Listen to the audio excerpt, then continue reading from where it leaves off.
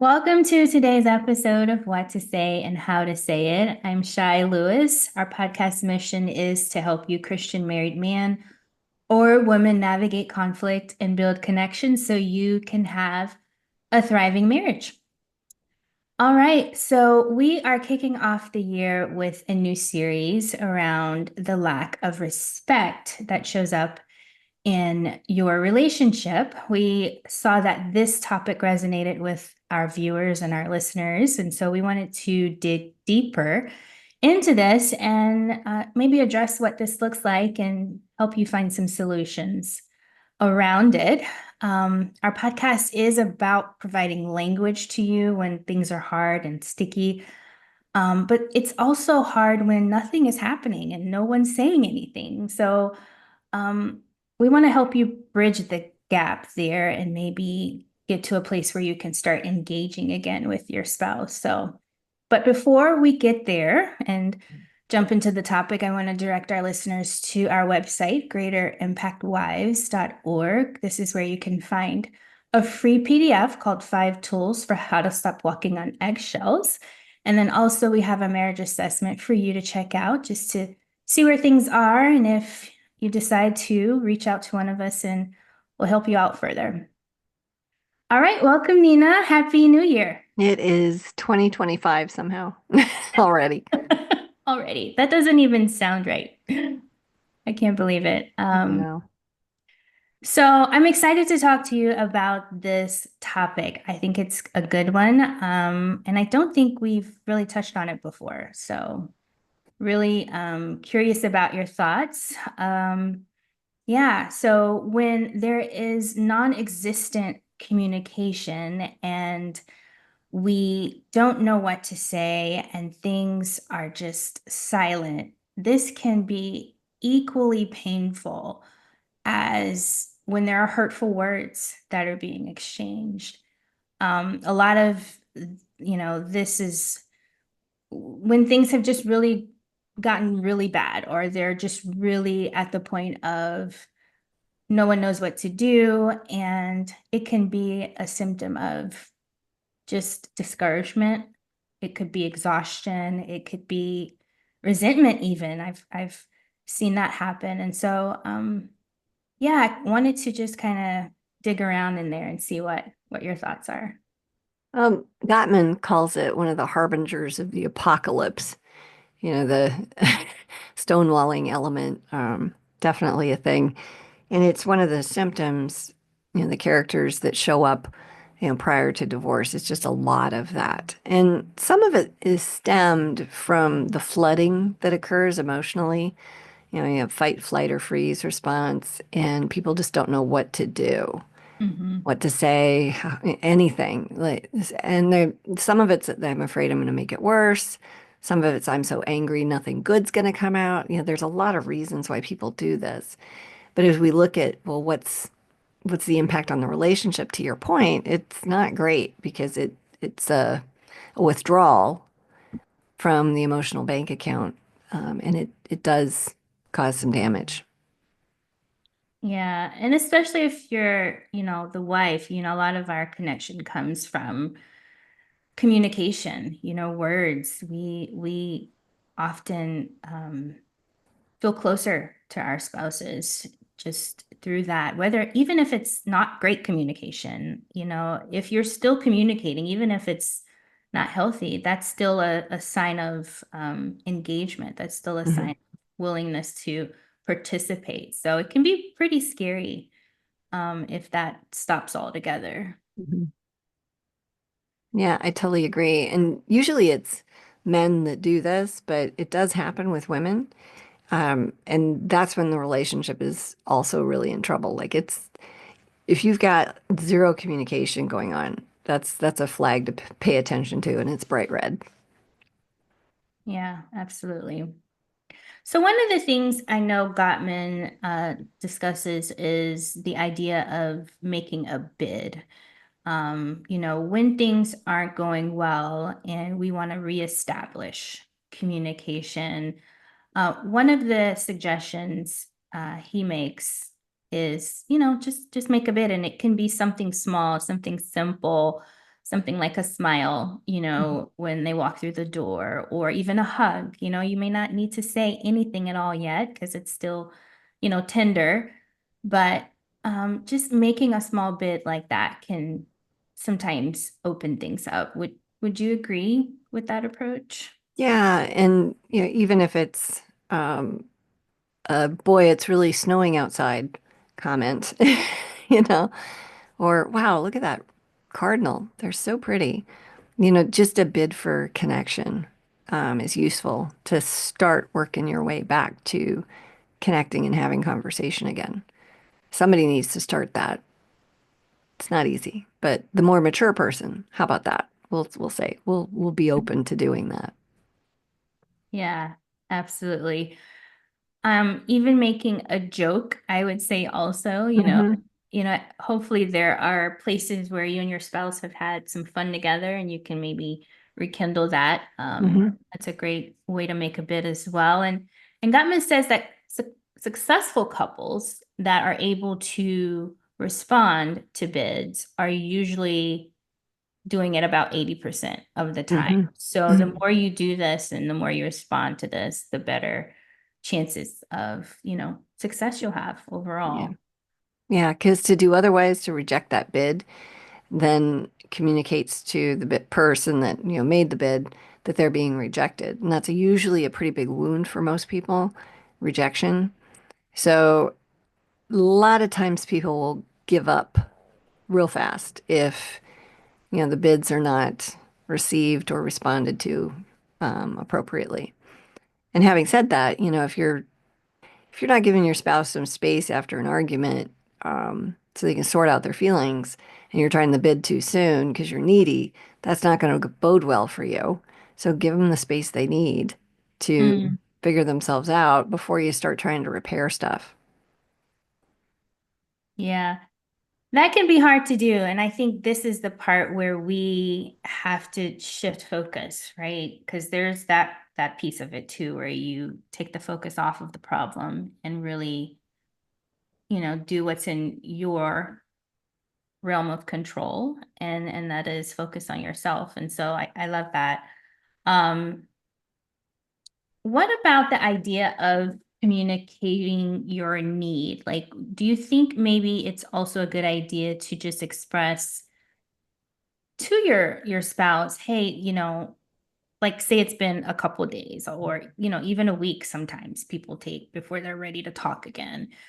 um just saying out loud, hey, it's hurtful to me to not have communication between us. I miss you. I would love to, like, re-engage, or go back to this conversation if you're ready. Mhm. Would you say that's a good idea as well? Well, I love the I miss you piece, you know, Mm, and, hey, I miss you. And when you're ready to move forward, just know that I am. We're good here. We can sort through the topic if you want. That'd be great. Or we can wait for a better time, but I just want you to know I miss you. Yeah, that's a good thing. Unless there's always these caveats, right? mhm, If you're super needy in the relationship, your spouse may literally need a bigger break from you. So that could push them away further. It depends on the climate in the relationship at the time. So, eh, and that's a hard thing to see. I'm actually in some Facebook groups just because I want to watch, which sounds mm. pretty creepy.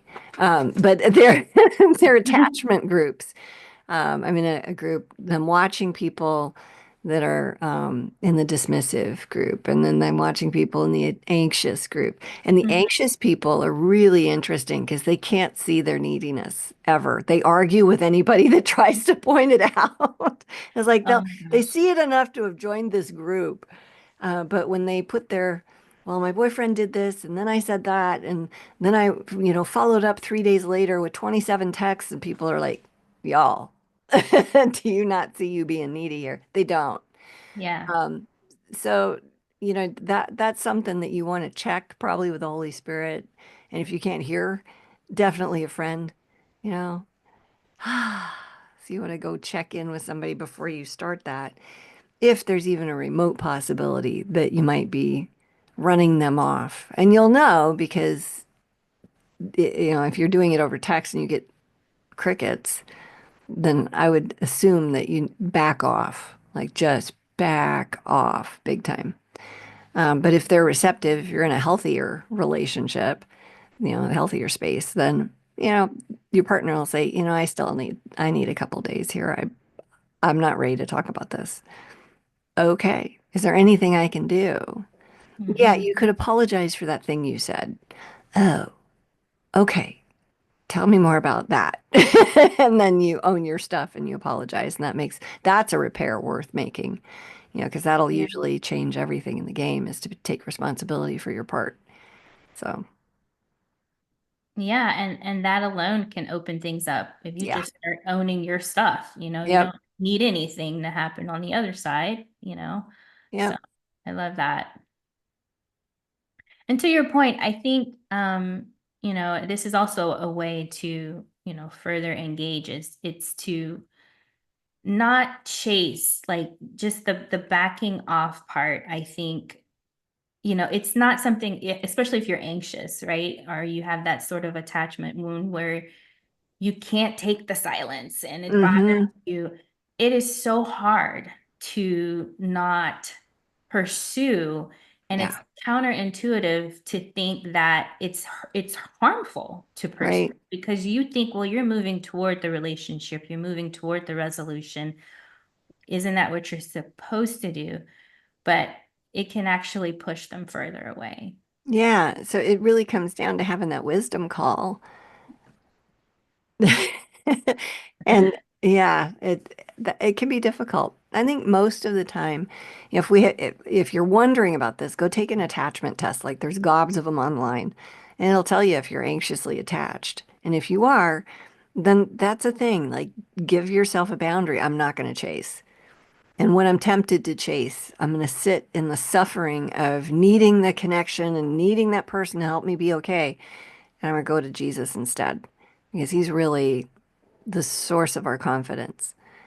And it's a good thing to work through all of that because that's where our identity should come from versus Mhm. somebody else being pleased with us. So, Absolutely.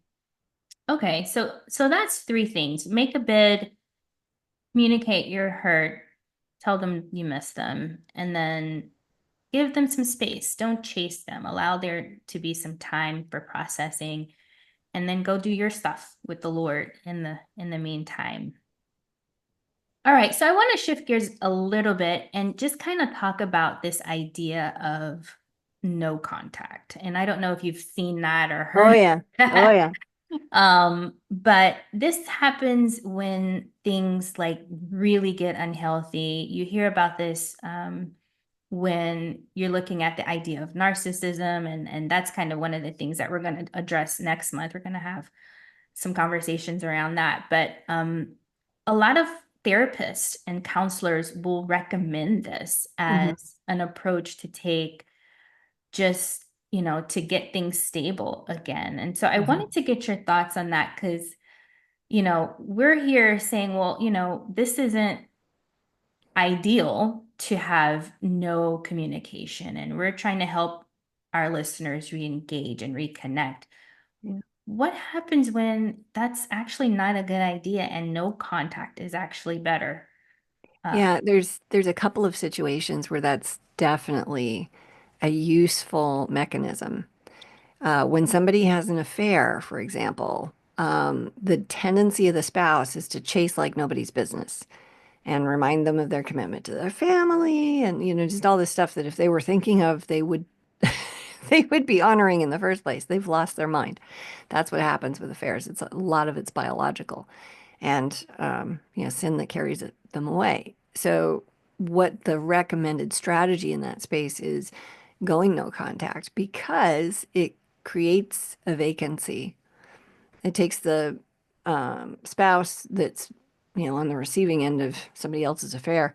It takes their condemnation and judgment out of the picture, and then it takes a year and a half to 2 years for the limerence, the biological we can breed together thing to wear off So you're kind of in a waiting game with that wayward spouse anyway, which is lousy, but like there's nothing you can do about it. They've lost their mind. It's kind of like dealing with somebody with a drug addiction or something like that. You can't do Mhm. anything about that.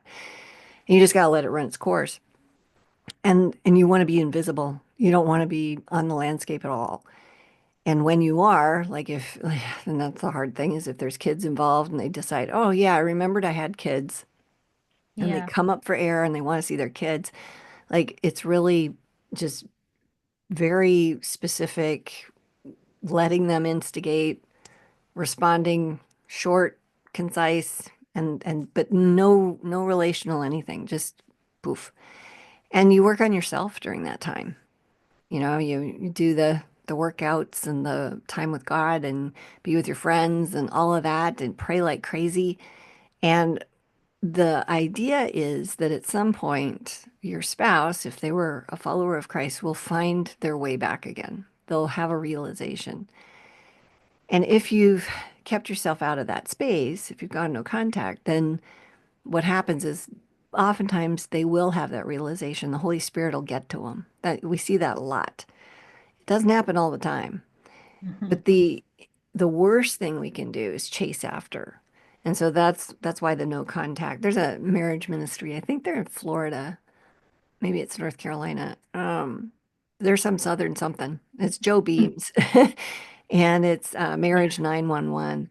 And that's one of the things that they teach people is, if your spouse has done this thing, here's the steps to XYZ. Michelle Weiner Davis has a book called Divorce Busting. And that's one of the concepts in there as well, Mm. where, you focus on yourself. You don't instigate anything. Mhm. And the purpose in that is to create opportunity for the Holy Spirit to work. If you're a Christian, that's how we look at that. The other thing is that you want to be blameless. And if you're emotionally hurt by their behavior, it's really hard to be blameless. You're going to get triggered with every interaction and then show up in ways that they can go, oh yeah, that's why I left, that kind of thing. Right. Yeah. So that's not useful. So that's really, a boundary that we set for ourselves. I'm not going to instigate communication. Um, yeah, those are situations like that. The other place where you go no contact is if there's any kind of physical Mm. abuse that's Mm. happening. You Mhm. fall off the face of the earth, and hopefully you do that on the first time, right?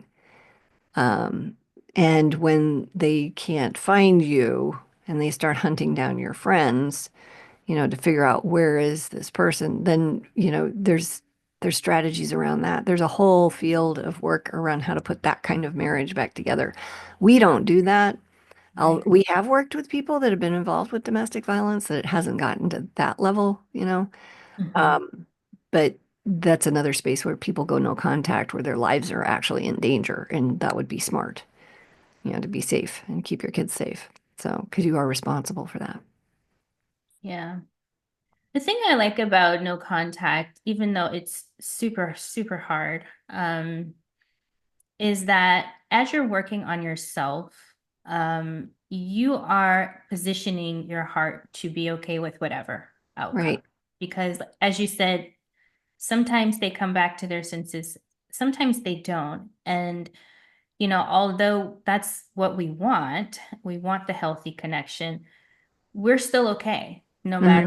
no matter what happens. And I think that's the best place to be, right? Yeah. Is in a heart posture of God, you know what's best. Hmm. So, Yeah. One of the problems I have with no contact is that it's often prescribed when it's not necessary.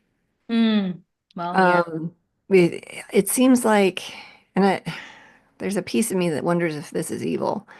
Um, but if I can damage a relationship to the point where this person needs ongoing support, I have clients for a long time. I have a client for a long time. So if I set up a scenario where there's no contact, that actually often facilitates divorce, right? So if it's not around, an affair because the person has left you for somebody else, like that's a place where that's the most common and the most successful use of it that I've seen. where I've seen it be unsuccessful and lead to divorce is in places where the person is saying, well, you need to separate completely from them because, they've treated you this way. And it's done out of retaliation and resentment and as Yeah. a punishment. Yeah. So that's a tool of the enemy in that space. And we see people like it's called estrangement. And we see, kids doing this to their parents now, big time. And therapists, like nobody's business, recommending this as a course of action. It's like, hold up. How about we learn to deal with difficult relationships? How about Yeah. we learn to become stronger in our relationship with Christ, such that our identity is okay no matter what's going on, and heal from the past, have hard conversations with the people that hurt us, Mm-hmm. and move the relationship forward. Mm-hmm. That's that's a better, wiser, let's help humanity answer than, oh, just write them off, block them, never speak to them again. And I think it's handed out too quickly. And the Yeah. problem with it too is that once you do that, you have a really hard time rekindling that later. When you go 100% no contact, I'm not going to talk to you for 3 years kind of thing. And I have seen that be so destructive to families when somebody Yeah. does that, and it's usually at the recommendation of a therapist. And it might be, intentioned well that, okay, you clearly can't handle these things, so just go no contact with your, your spouse or your mother or whatever. Just don't talk to her again. It's like, okay. Yeah. And then that injures the other person. And then that makes it harder for them to reconcile the relationship. What makes more sense is let's set some boundaries around the relationship. Like, what topics do you need to not talk about right now? What, Right. like how many minutes can you handle a weekly phone call? Or how much time can you spend with your spouse during the week? You know, and are you taking care of yourself? Do you have other relationships, or is all your eggs in this basket? So there's a lot of factors that go into that I think don't get looked at, and then that's the answer that's put on in too many things, and then it's divisive, which is the enemy's calling card. So there's Yeah. that. It's divisive, it's manipulative. You Yeah. know, I agree with you. It is kind of that, and you can tell, like that's the other thing. Like as human beings, we can tell when the spirit of manipulation or punishment is behind it versus I think it's just unhealthy for us to engage, or I can only engage around this topic with you right now. Hmm. I mean, there's a way to set the boundary in a Yeah. kind way versus Right. like you said, I'm not talking to you anymore. And it's just Yeah. When I work with couples that are separated, we have we have rules around engagement. And when somebody behaves badly and they need to insert some space, hey, let's take a break from this. I love you. We don't talk to each other like this. Then, for most people, it's 24 hours before they can have another conversation. There's got to be some negative outcome to that. And but they agree to it. It's like, let's have that be a rule, that a boundary that, we wait 24 hours before we try again. And mhm, so hopefully you'll miss that person after you've done the connection steps and you've got your head on straight, you've talked to the Lord, you're sane again. But now you have to wait. And so as a result of that waiting, you might choose to behave a little bit more carefully the next time. So it's used as a tool mhm, versus a punishment. And mhm. everybody agrees upon it. It's very intentional. So there's ways to use space in relationships that actually help bring people together. And there's ways that really make the separation bigger and last longer and even permanently. Do you think this is just laziness, that we resort to that approach versus like doing the hard work to have the hard conversations? Do people just, are we just at a place where we don't want to do the work? I- Well, I think we think we know, Mm, and that arrogance, that pride is like, well, I've done all I can do. It's like, no, you haven't. There's stuff out there you don't know about. Because if you did, Jesus would be winning here, and he's not because you're in the way. Your pride's too big. So can we do something different? But like a lot of people just have zero conflict skills. So their way of dealing with people that tick them off is, okay, I'm done. yeah. And that's actually like it's shockingly common. They block them on their social media, they delete all their everything, and that, but the reality is they just don't know what to do. They can't humble themselves and say, hey, it really hurts my feelings when A, B, and C happened. Help me Yeah. understand what's going on with that. That's vulnerable to Right. open yourself up to that. Most people don't know how to do that. And when they do, the other people don't handle it well. And so it's like, well, I tried that. It's like, well, maybe you need some help with it. That's what we do. So, That's what we do. Yeah, yeah. that's what I'm gonna get to. If you need help with that, we can help you with that. That's what we do. All right. So the last piece of today, I want to bring to you the question of the day. And this is the segment where we take questions from our clients and our customers, and share with our listeners, because typically we see the same stuff happening. It's just different context. So our client writes today, in reference to the steps, which you just mentioned, Nina, she says, the idea of accepting my husband without him changing is where she struggles. She says she sets boundaries, she chooses to accept the way things are, but then she feels this void, like there's just no relationship. Um, Without her pushing, i.e., not chasing, um, she says it just seems like there's no relationship. And so she wants to understand, how does she process this in a healthy way? Um, what does that mean for her future? Is there a way to look at this that would help her going forward? Yeah. So I think the biggest context for um, discipleship is in marriage. The void she's feeling is Jesus's absence.